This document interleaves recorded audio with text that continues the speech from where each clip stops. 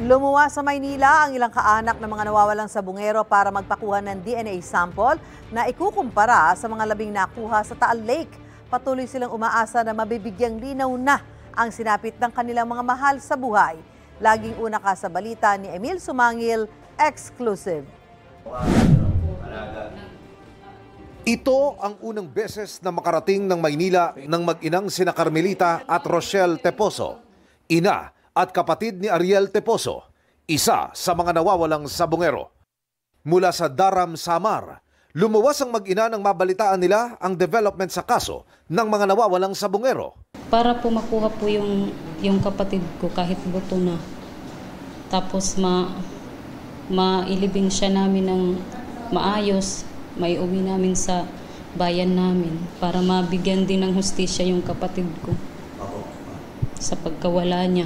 Nagpakuha na sila ng DNA, umaasang tutugma ito sa isa sa mga umunoy labi ng taong nasisid sa Taal Lake.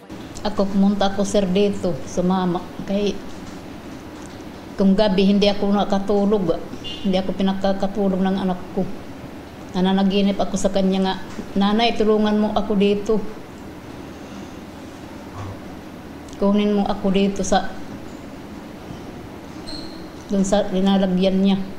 Mula naman sa Leyte, lumuwas din sa Maynila sa kauna-unahang pagkakataon si LG Biscante, misis ng nawawalang si Nazareno Biscante at kapatid ng isa pang missing sabungero na si Ricky Boy Ignacio.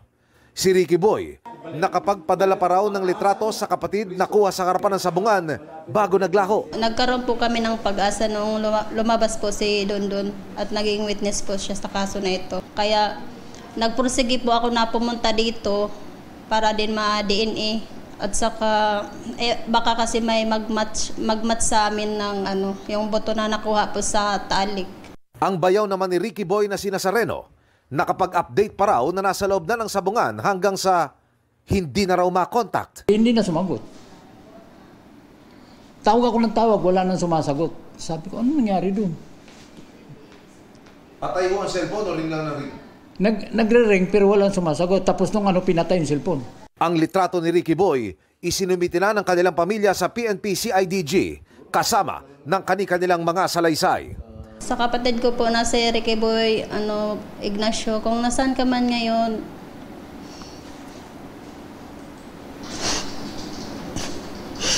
hindi mo alam kung ano nangyari sa mama natin, nawala siya dahil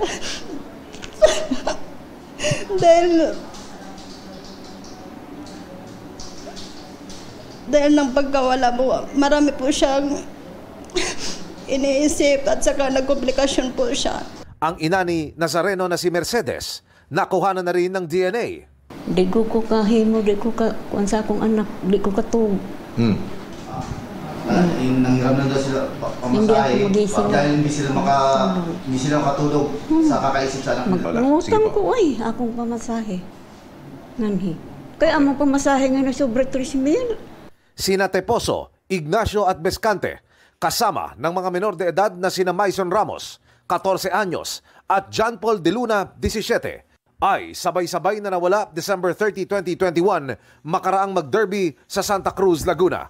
Ang kanilang pamilya, umaasang ito na ang pagkakataon na magkaroon ng tunay na linaw ang kaso. Gusto po namin manawagan din kay President BBM. Humihingi kami ng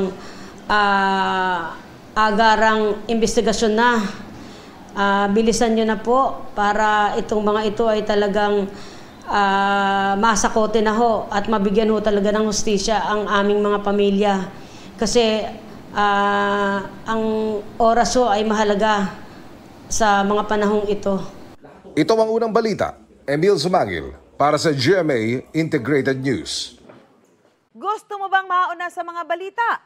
Mag-subscribe na sa GMA Integrated News sa YouTube at tumutok sa unang balita.